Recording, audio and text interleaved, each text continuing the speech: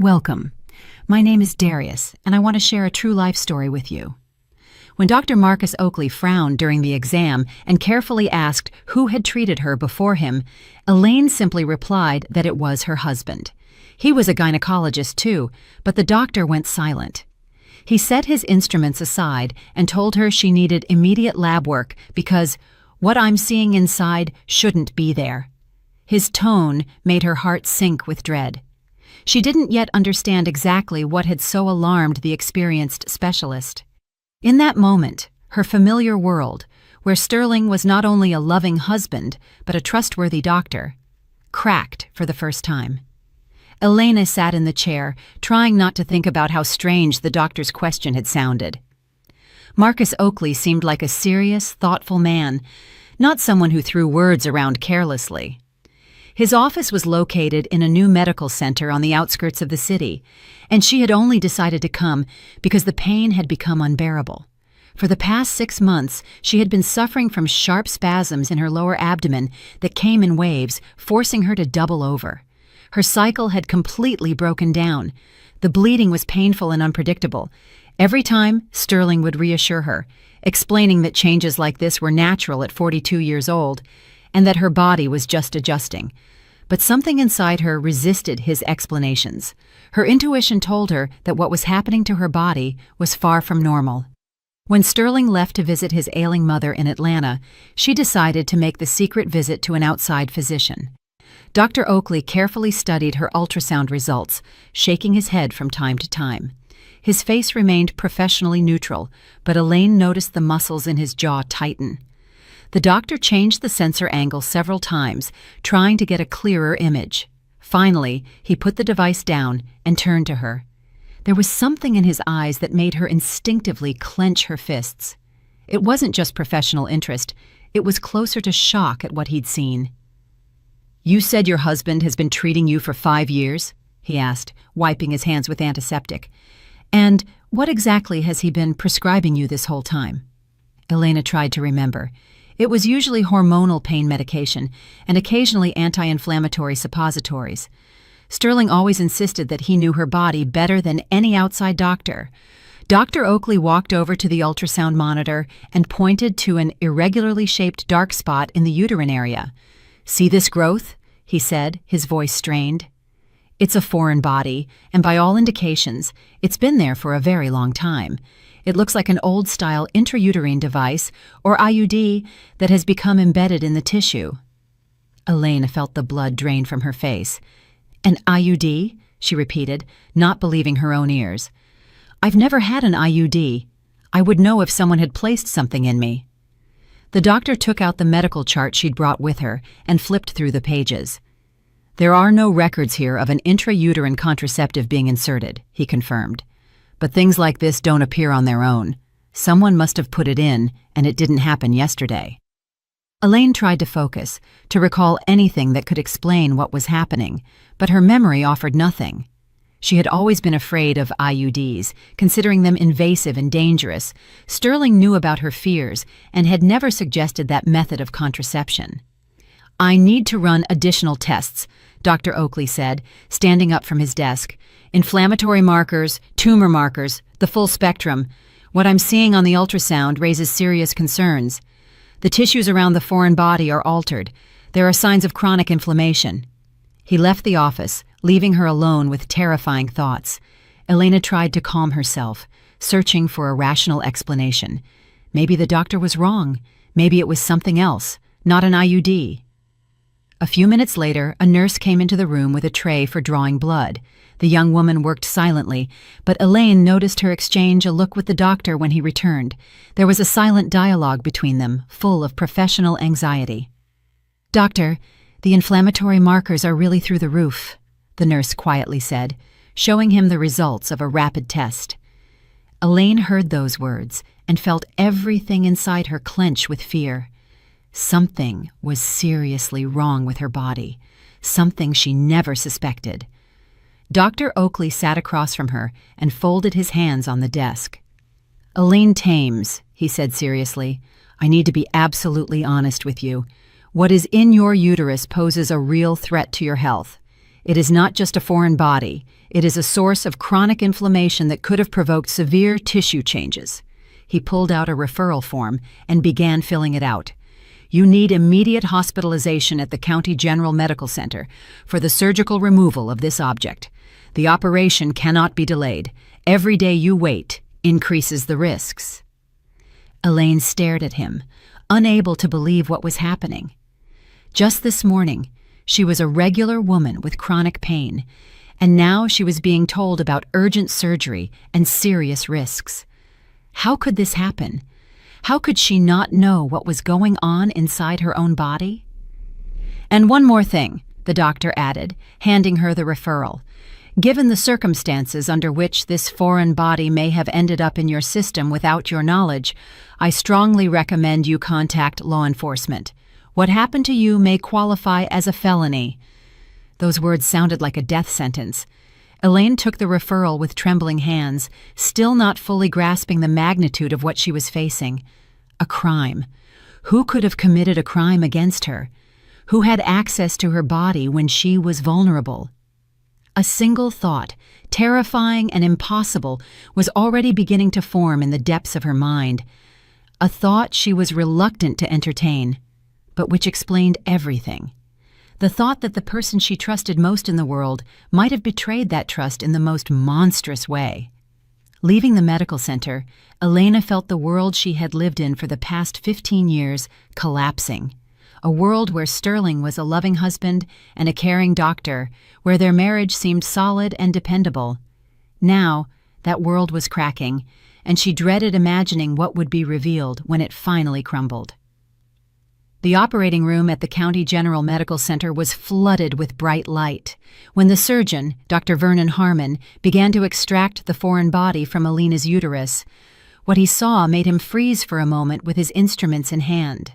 The IUD, blackened with time, was so tightly embedded in the tissue that its removal required extreme caution. The device's metallic arms were literally cutting into the uterine walls, leaving traces of necrosis and inflammation. "Good grief," he muttered, carefully examining the extracted object. "This is a Seraph IUD. They were banned for use over 10 years ago because of their high cancer risk." The assisting nurse handed him a sterile container, and the surgeon placed the IUD inside. Even beneath the layer of biological buildup, the distinctive shape of the device was visible, a device once hailed as a revolutionary contraceptive method. Dr. Harmon continued the operation, thoroughly cleaning the damaged tissues and stopping the bleeding. The inflammatory process had affected a significant area, and in some places the tissues looked suspicious. He took several samples for a pathology report, understanding that the results might be extremely unfavorable. 8 years of a cancer-causing device being in her body could not have passed without consequence. When the surgery was over, the surgeon personally escorted the patient to the intensive care unit. Elaine slowly came to after the anesthesia. Her mind gradually cleared. The first thing she saw when she opened her eyes was the concerned face of Dr. Harmon leaning over her bed. "The operation was a success," he said softly, but his tone held a warning. "We removed the foreign body. But what we found raises serious concerns." He showed her a clear container with the blackened IUD inside. "The device has a serial number, N3847. We'll definitely run it through the database to find out where it came from." Elena looked at the piece of metal that had been poisoning her body for 8 years and couldn't believe the reality of what was happening. The IUD looked sinister. Its surface was covered in a dark film, and the sharp edges had clearly traumatized the surrounding tissues. How could something like this have ended up inside her without her knowledge? How could she not have felt this foreign body? Dr. Harmon explained that old-style devices were often inserted without adequate pain relief, and patients might not remember the procedure, especially if it was performed under general anesthesia during another surgery. But the main concern was not the IUD's presence itself, but the consequences of its prolonged existence in her body. The Seraph IUD was taken off the market precisely because of its ability to cause malignant tumors. A few hours later, a woman in a severe suit entered the room and introduced herself as Detective Nia Blount. She took out a recorder and a notebook, settling into a chair beside the bed. Her appearance meant the case had gained official status, that what happened was being treated as a possible crime. "Aline Thames," the detective began, "I need to ask you a few questions about how this device might have ended up in your body. Did your husband have access to your medical chart? When was the last time you were under general anesthesia?" These questions struck her like hammer blows, each one bringing her closer to the terrible truth. Elaine tried to concentrate, recalling all the medical procedures of recent years. She had only been under general anesthesia once, 8 years ago, when she had her appendix removed. At the time, Sterling insisted that the surgery take place at his private practice, not the city hospital. "Why would you need outside doctors?" he'd asked. "I'll supervise everything myself. I'll be there every step of the way." The detective carefully recorded every word, clarifying details from time to time. Who else was in the operating room? How long did the surgery last? What was the post-operative period like?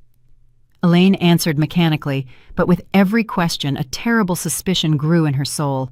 Sterling had indeed controlled everything. He had been there from start to finish. Detective Blount explained that inserting an IUD without a patient's consent qualifies as a serious crime against the person, especially considering the device used was known to be hazardous to health. The maximum penalty for such actions could be up to 10 years in federal prison. The next day, the hospital room phone rang. It was the medical records laboratory. The voice on the line sounded official and dry, but the information was like an electric shock. The IUD, with serial number N3847, was registered as having been disposed of on March 15th, 8 years ago, at the very women's health practice managed by Sterling Thames. Detective Blount, who was present during the conversation, immediately contacted her colleagues to obtain the disposal records. Elaine lay in bed, feeling the last hope that this was all a terrible misunderstanding crumble. The facts stacked up into a horrifying portrait of betrayal by the man she had entrusted with her life. Dr. Harmon returned with the results of the urgent pathology report, and his face was grim. Tissue samples taken during the operation showed the presence of atypical cells, characteristic of a pre-cancerous condition. Stage 3 dysplasia required immediate additional treatment and permanent oncological monitoring. "This is a direct consequence of the long-term exposure to the carcinogenic device," the surgeon explained. "If the IUD had remained in your body for another year or two, we would be dealing with advanced cancer. You were incredibly lucky that you went to Dr. Oakley when you did." His words sounded like a death sentence, not only for her health, but for her marriage. Elaine asked for her phone to call Sterling and tell him what had happened, but when she dialed his number, an unfamiliar woman answered. "Hello, who is this?" a woman's voice asked with a slight irritation. "Sterling is busy right now. He's taking care of a sick patient." Elena silently hung up, realizing her husband's deceit stretched far wider than she could have imagined. Detective Blount received copies of the documents from Sterling's practice via fax. According to the medical device disposal log, IUD N3847 had been written off as defective and subject to destruction. The signature next to the entry belonged personally to the practice manager, but instead of being destroyed, the device had been used for the secret sterilization of his own wife. Detective Blount explained to Elena that they now had enough evidence to open a criminal case. Witness testimonies, medical records, expert analysis results, everything pointed to the deliberate actions of Sterling Thames. All that remained was to obtain his confession or find additional clues confirming the motive for the crime. Elena lay in the hospital room, staring at the ceiling and trying to grasp the scale of the betrayal. The man she had lived with for 15 years, whom she had entrusted with her body and soul, was capable of monstrous cruelty. He wasn't just lying to her. He was methodically destroying her health, depriving her of the ability to have children, and exposing her to the risk of cancer. But the most horrifying realization was that all this time, Sterling had been playing the role of a loving husband and doctor. He comforted her when she complained of pain, prescribed treatment that couldn't possibly help, knowing perfectly well the true cause of her suffering. Every consolation, every explanation about age-related changes was a cynical lie. Now she had to fight not only for her health, but also find the strength to confront the man who had been the center of her world for so long. Ahead lay the court, the investigation, the need to prove what seemed incredible, even to herself. But most importantly, she had to find the answer to the question that tormented her the most. Why did Sterling do this? What compelled him to commit such a crime against his loving wife? If you like this video, please give it a thumbs up so YouTube knows you're interested in stories like this and recommends more quality narratives.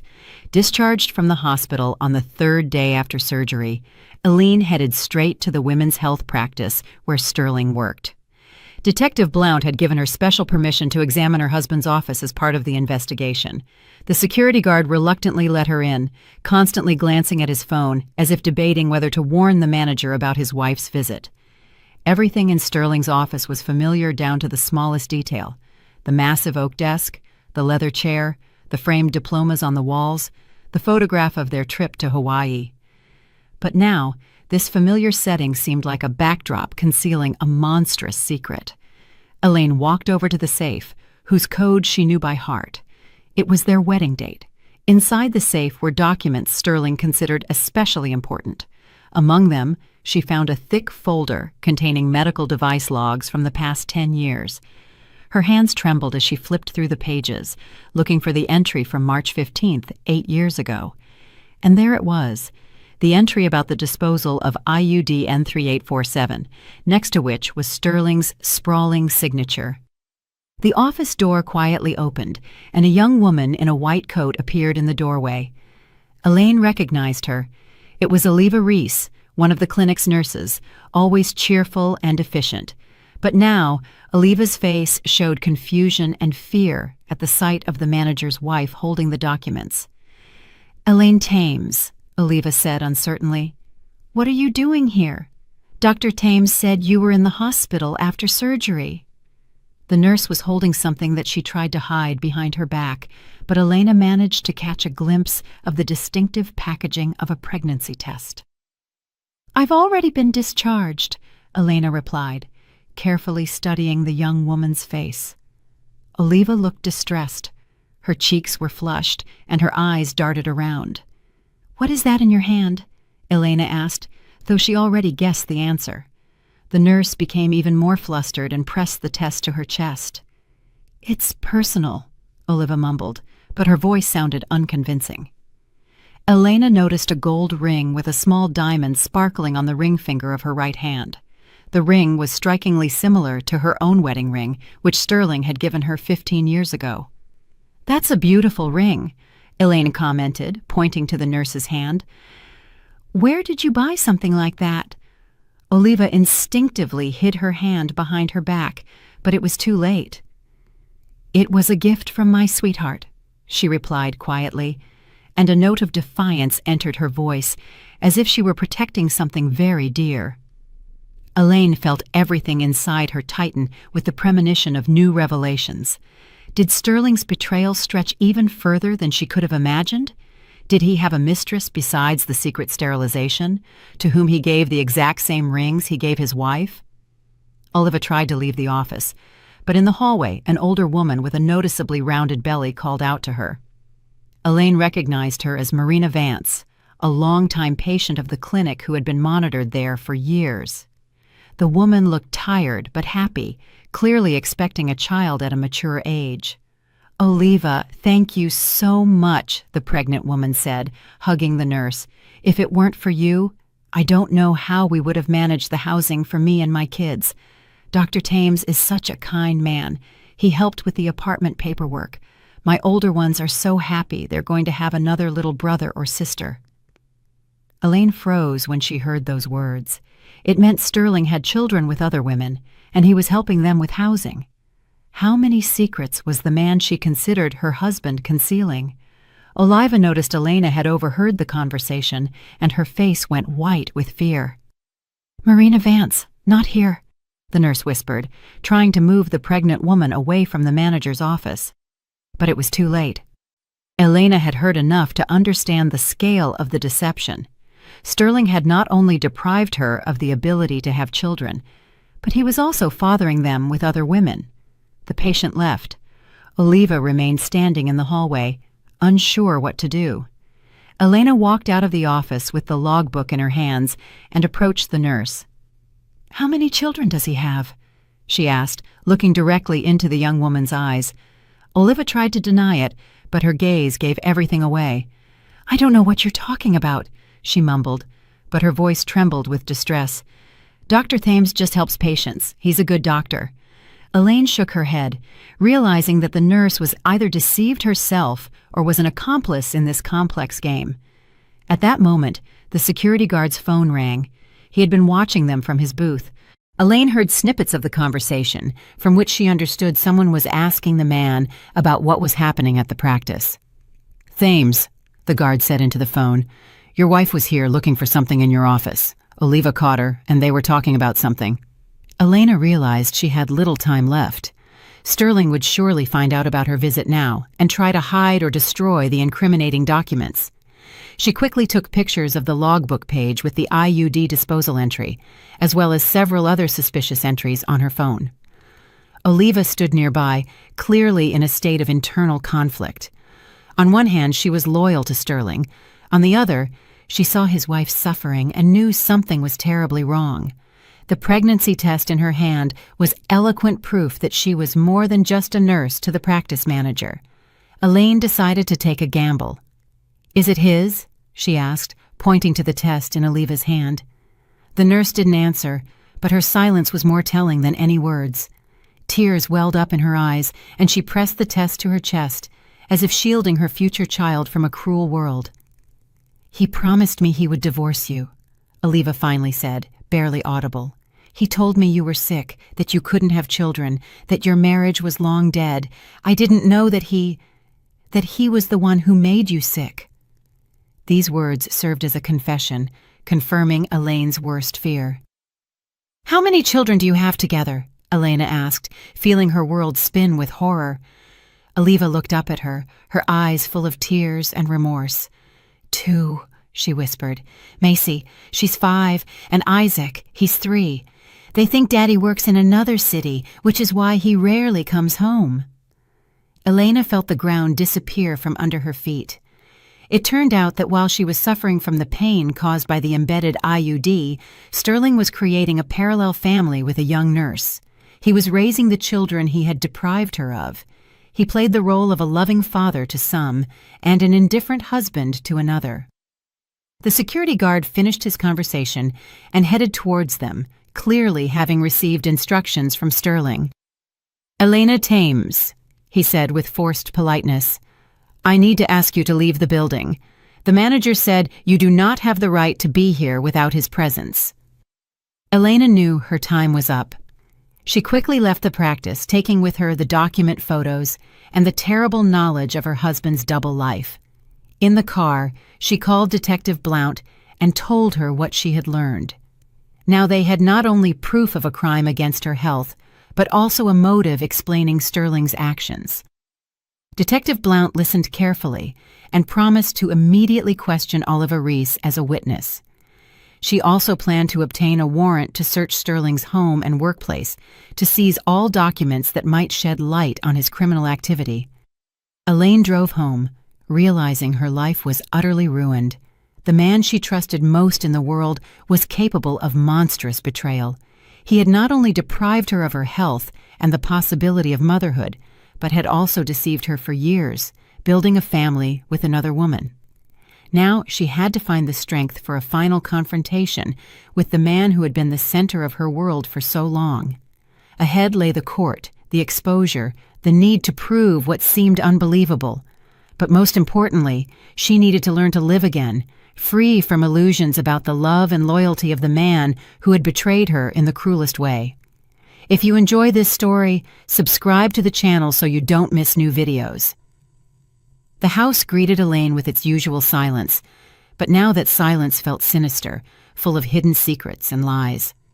She walked into Sterling's home office, where his personal computer sat, a machine she'd never had reason to use before. She guessed the password on the third attempt. It was his mother's birthday, the person he considered most important in his life. The desktop was neatly organized. Folders contained medical documents, scientific articles, photos from conferences, but one folder with an unusual name stood out. Forever Now, which immediately caught her attention. Elena clicked on it, and her heart froze at what appeared on the screen. Inside the folder were hundreds of photos of Oliva in intimate poses, pictures of their trips together, romantic dinners, and outings with small children. In one photo, Sterling was holding a girl of about 5 who looked strikingly like him. Next to her stood a younger boy, also with his characteristic features. These were the Macy and Isaac that Oliva had mentioned. But the most terrifying discovery was the correspondence that spanned over 5 years. Elena opened the message file and started reading, feeling everything inside her constrict with horror with every line. The correspondence began with ordinary work questions, but gradually moved into personal confessions and plans for the future. In one message, dated 3 years prior, Sterling wrote to Oliva about his plans. "Don't worry, darling, I solved the problem with Elaine once and for all. I gave her a little gift during her appendectomy. She definitely won't be having kids now, and we can be together without any more questions about heirs." Elena reread the message several times, unable to believe her own eyes. It meant Sterling had coldly planned her sterilization, discussing it with his mistress as if it were a routine work task. He hadn't just yielded to a momentary impulse during surgery. He had prepared for this crime in advance. The correspondence became even more cynical. Sterling told Oliva how he comforted his wife when she complained of pain, how he prescribed useless treatment, knowing the true cause of her suffering. He even joked about it, calling himself a brilliant doctor who had solved 2 problems at once, getting rid of the need to have children with his wife and gaining the opportunity to start a new family. In another folder, Elaine found scanned copies of bank documents that completely shattered her image of her husband.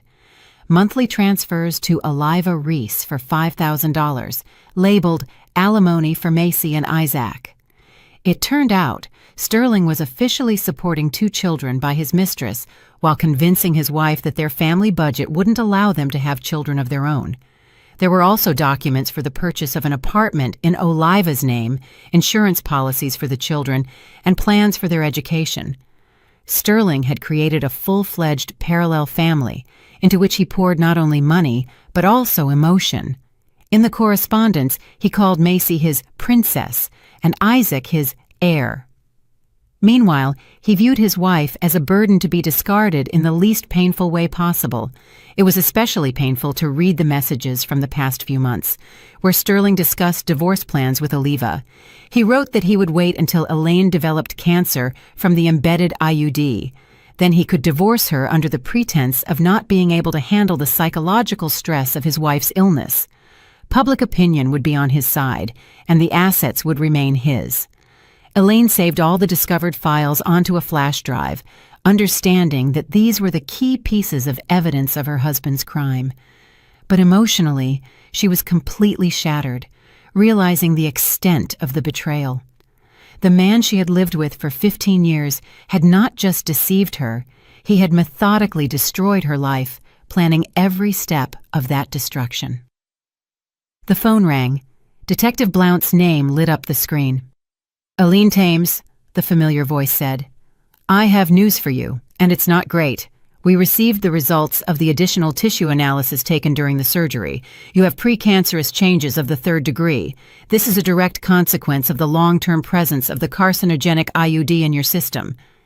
Elaine listened to the detective's explanation, feeling numb with horror.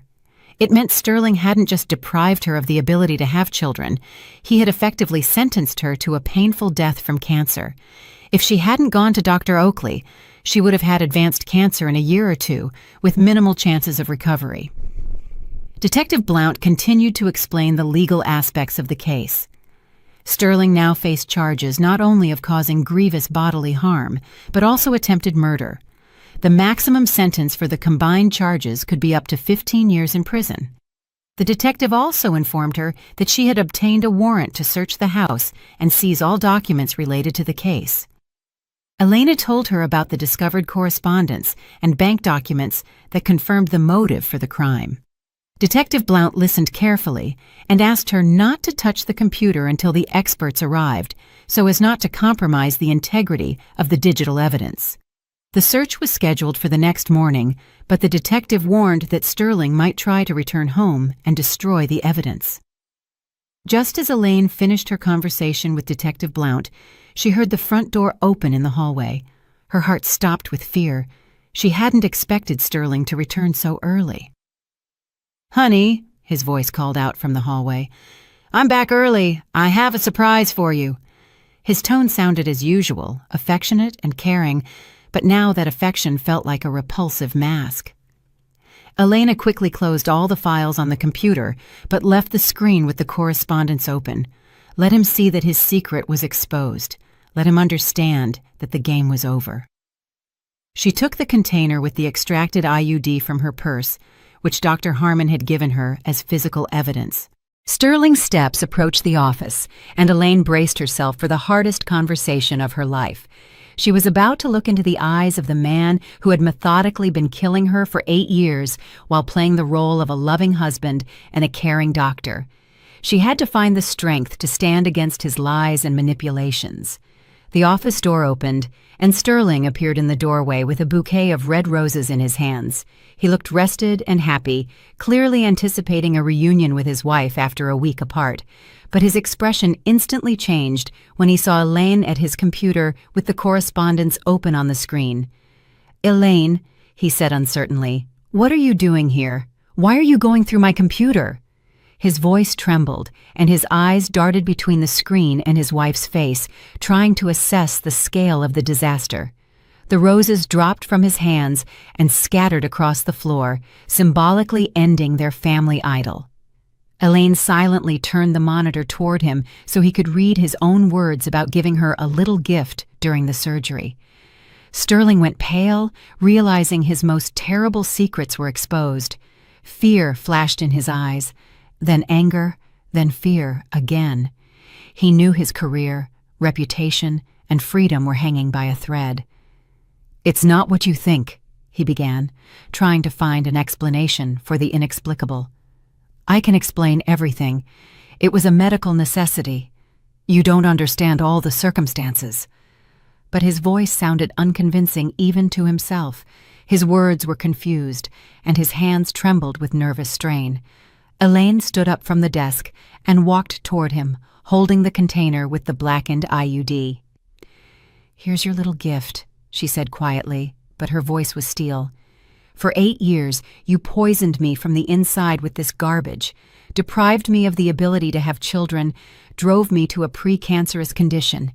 And all this time, you played the role of a loving husband." Sterling tried to snatch the container from her hands, but Elena backed away. His mask finally slipped, and she saw the true face of the man she had lived with for half her life. It was the face of a predator cornered, ready to do anything to save his own skin, a man for whom she had never been anything more than an obstacle to happiness with another woman. Sterling stood in the office doorway. His face rapidly changed expression from surprise to comprehension, from fear to despair. The roses lay on the floor, their red petals scattered across the carpet, creating a sinister picture of a ruined idol. He saw his correspondence with Oliva on the computer screen, understood that his most terrible secrets were exposed, but still tried to find a way to wriggle out of the situation. "Elaine, what are you doing here?" he repeated, taking a step into the room. "Why are you digging through my personal files? This is a violation of privacy. You have no right." His voice trembled with nervous strain, and his hands clenched into fists. He was still trying to play the role of the offended husband whose privacy had been violated. Elaine slowly turned to him, holding the container with the blackened IUD in her hands. Her face was pale, but her eyes burned with the cold fire of righteous anger. "Is this your surprise?" she asked quietly, holding up the container. "For 8 years you poisoned me from the inside with this garbage, deprived me of the ability to have children, drove me to a pre-cancerous condition."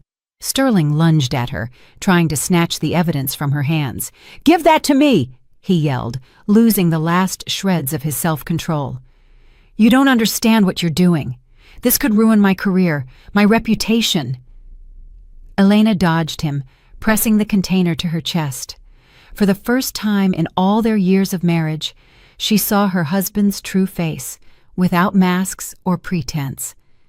At that moment, footsteps sounded in the hallway, and Detective Blount's voice cut through the tense silence. "Sterling Nicholas Thames," she said in an official tone, walking into the office accompanied by 2 police officers. "You are under arrest on suspicion of causing grievous bodily harm and attempted murder. You have the right to remain silent."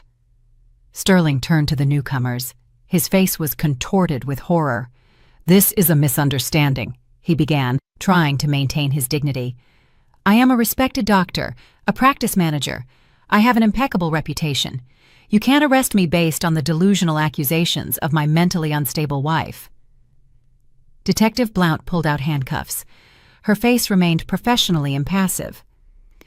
"We have all the necessary evidence, including medical examination results, IUD disposal documents, and witness testimony. Your wife has provided us with correspondence in which you yourself confessed to the crime committed."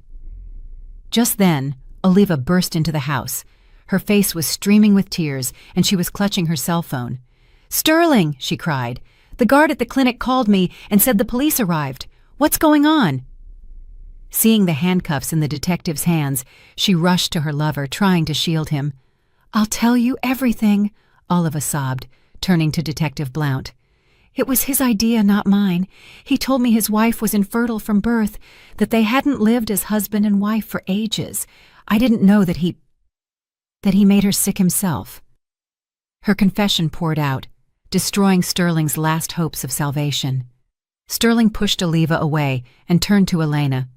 A final attempt to justify his actions flashed in his eyes. "I did this for us," he said desperately. "You yourself said you weren't ready for children, that you wanted to build your career first. I just helped you avoid an unwanted pregnancy." Elaine looked at him with disgust, unable to believe this man was still trying to shift the blame onto her. "I wanted to wait a year, not become permanently infertile," she replied coldly. "You deprived me of the right to choose, sentenced me to suffering and illness, and all for her, for your children with your mistress." Detective Blount put the handcuffs on Sterling, ignoring his protests and attempts to resist. "Oliva Reese," she addressed the weeping woman, "you need to come with us to give your statement. You are a key witness in this case." The nurse nodded, understanding that her life too had fundamentally changed. Sterling was led toward the exit, but he kept turning back to Elaine, trying to find a flicker of their former love in her eyes. "Elaine," he pleaded, "we can fix everything. I'll find the best doctors. We'll cure you. Don't ruin our family over one mistake." His words sounded pathetic and unconvincing even to himself. Elaine watched silently as the man she had lived with for 15 years was led away. She felt no emotion other than emptiness and relief. That man had died to her the moment she read his correspondence with his mistress.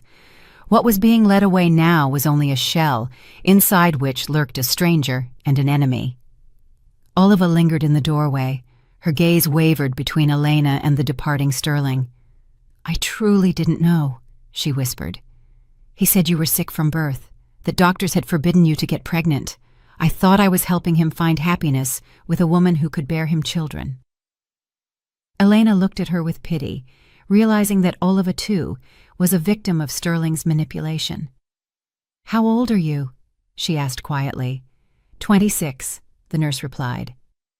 Elena shook her head, realizing Sterling had seduced a very young woman when she was barely 20. "He used you too," Elena said.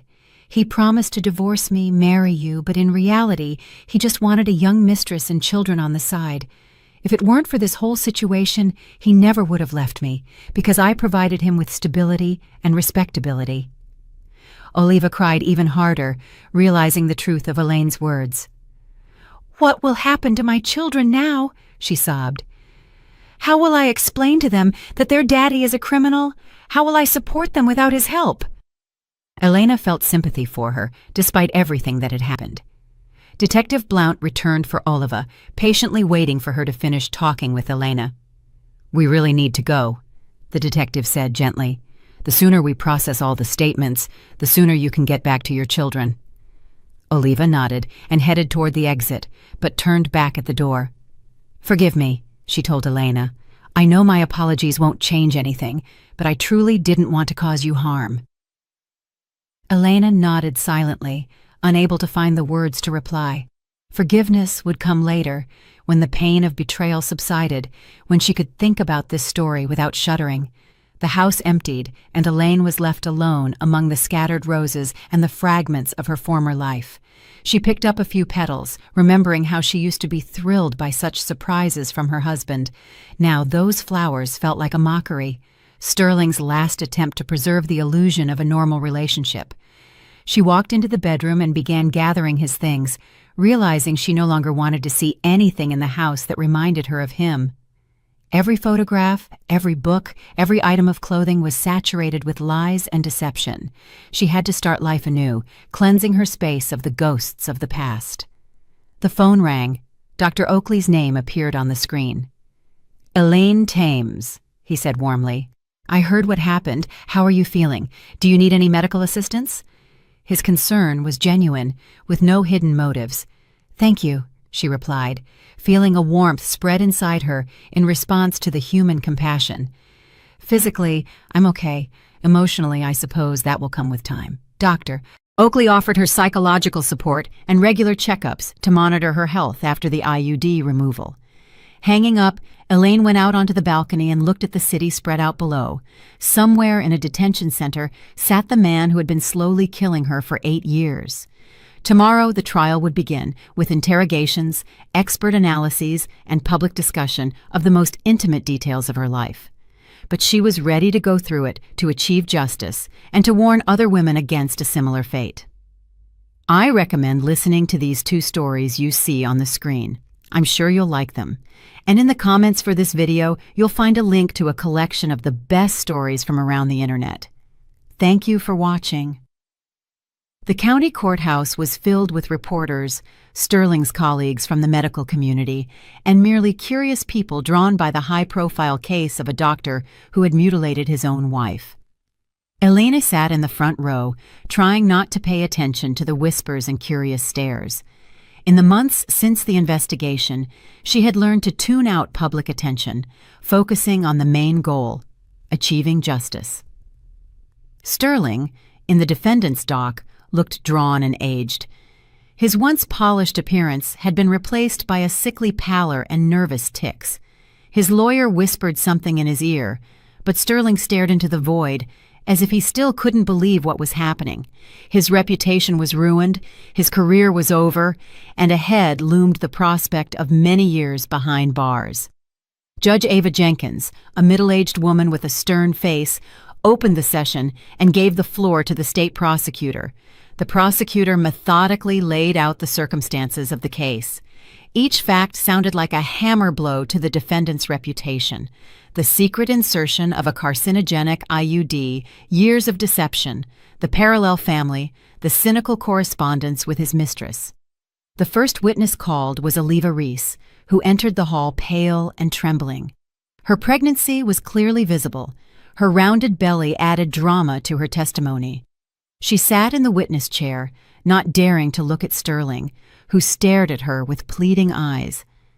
"Please tell the court about your relationship with the defendant," the prosecutor requested. Oliva spoke softly, but her words were distinctly heard in the ensuing silence. "He told me his wife was infertile from birth, that doctors had forbidden her to get pregnant due to genetic abnormalities. I believed him. I thought I was helping a good man find happiness." She recounted how Sterling promised her a divorce from his wife and an official marriage, how he planned their future together with their children. "He said he deliberately made his wife sick so she wouldn't claim the assets in the divorce," Oliva confessed, and a murmur of outrage passed through the hall. He said it would be better for everyone, that she wouldn't suffer through a divorce. Sterling's lawyer attempted to discredit Oliva's testimony, hinting at her vested interest in the outcome of the case. But the young woman steadfastly answered all the questions, providing specific dates and quoting messages from the correspondence.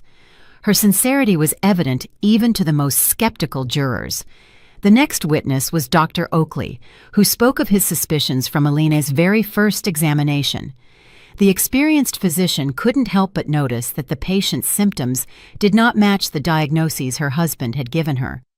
The inflammatory process was too localized, and the pain too specific for ordinary age-related changes. Surgeon Dr. Harmon demonstrated the extracted IUD to the court, explaining why devices like the Seraph had been banned from use. The carcinogenic properties of the alloy had been proven by numerous studies. This was why all such products were subject to mandatory disposal. Inserting such an IUD was tantamount to slowly poisoning the patient. A forensic expert read out the results of the analysis of Sterling's computer, confirming the authenticity of the correspondence with Oliva. The digital trail left no doubt that the messages were not fabricated. Especially compelling were Sterling's own confessions about how he solved the problem with his wife during the appendectomy. The medical expert announced the conclusion on the victim's health. The defendant's actions led to Elaine Tames's irreversible infertility and the development of a precancerous condition which, without timely intervention, would have progressed to stage 2 cancer. 8 years of a carcinogenic device being in her body caused irreparable harm to her reproductive system. When Elaine herself was given the floor, she stood up and slowly approached the podium. The courtroom fell silent. Everyone awaited her testimony. She was silent for a long time, collecting her thoughts, and then began to speak in a calm, even voice. "I entrusted this man with my health, my life, my love. For 15 years, I considered him the closest person on earth." Her voice didn't tremble, but every word was filled with pain and disappointment. "He used my love and trust.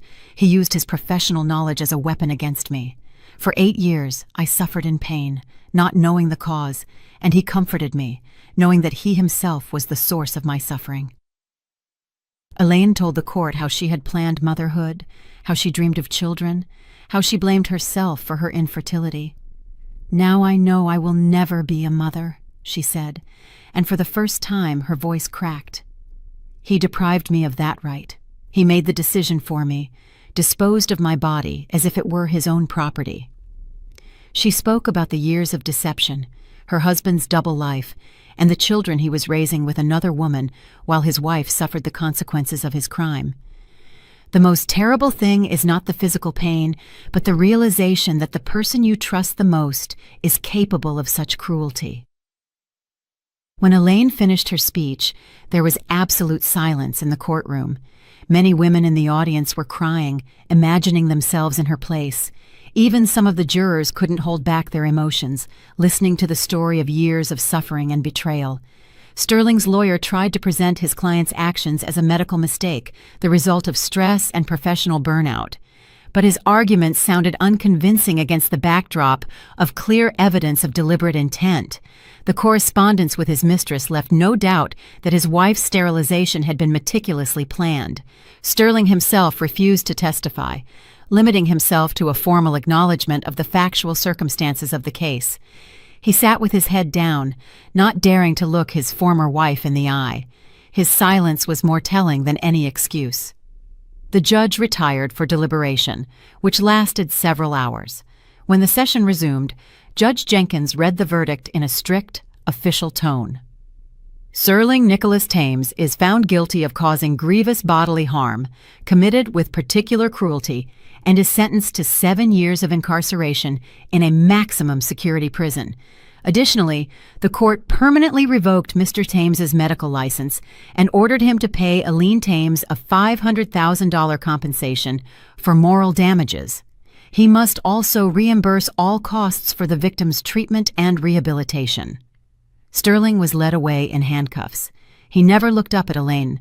His lawyer announced his intention to file an appeal, but everyone understood that with such evidence, the chances of leniency were practically nil. The medical community had already disavowed their former colleague. His name had become synonymous with professional betrayal. 1 year later, Elena stood before a mirror in an ivory-colored wedding dress that highlighted her slender but stronger figure. Regular checkups showed that the precancerous changes had been arrested. Her body was gradually recovering after the removal of the source of poisoning. Next to her stood Dr. Marcus Oakley, who over the past year had become not just a doctor, but a close friend. "Your lab work is completely normal," he said, adjusting her veil. "The risk of cancer has retreated, and the inflammatory processes have ceased. Your body shows an amazing capacity for recovery." Elena smiled, feeling the warmth of hope and new love spread inside her. A small girl of about 5 appeared in the doorway, in a white dress, holding a basket of rose petals. "Mommy, you look so pretty," said Aaliyah, whom Elena had adopted 6 months earlier. The girl had lost her parents in a car crash and had lived in a children's home for a long time until fate brought her to a woman who also knew loss and pain. Elena crouched down and hugged her daughter, feeling her heart fill with love for this little person. Motherhood had come to her not as she had dreamed, but it was no less real and profound. Aaliyah had called her mommy from day one, as if they had always been a family. Marcus, as she now called her future husband, offered her his arm. "It's time," he said softly. "The guests are waiting, and the minister doesn't like tardiness." Elena took his arm, feeling confidence and peace. Ahead lay a new life, built on honesty, trust, and real love. Leaving the house, she turned and looked at the windows of the apartment where years of deception and suffering had passed. Now, it was just a building, stripped of its power over her emotions. The past was behind her, and the future promised to be bright and full of meaning. And that, friends, is my story. A journey that started in the deepest, darkest shock and ended right here, in this beautiful new beginning. When I look back at those years, at the pain, the gaslighting, and the monstrous deception, it's hard not to feel that deep ache. But you know what?